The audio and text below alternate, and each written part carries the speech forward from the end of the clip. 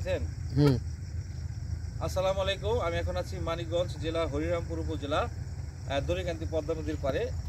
বিরল প্রজাতির একটি এই শকুন আমাদের এই হরিরামপুর উপজেলা পদ্মা নদীর পারে অসুস্থ অবস্থায় এসে এখানে রয়েছে।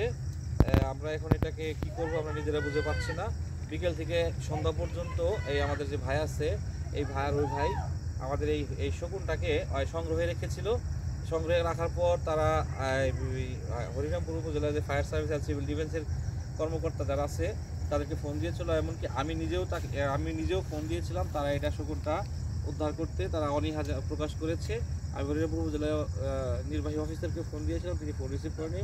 পরিশেষে ডিসি মহোদয়কে আমি ফোন দিয়েছিলাম, তিনি বলেছে যে আসলে আমি একটা ব্যবস্থা করছি। আল্লাহ ভরসা। আমার এই ভিডিওটি আপনারা দয়া করে এনিমেল রেস্কিউ টিমের সাথে যারা আছেন, আমার তাদের ফোন নাম্বার নাই। ফায়ার সার্ভিসের কাছে আমি ফোন নাম্বার চেয়েছিলাম, তারাও আমাকে ফোন নাম্বারটি দেয়নি।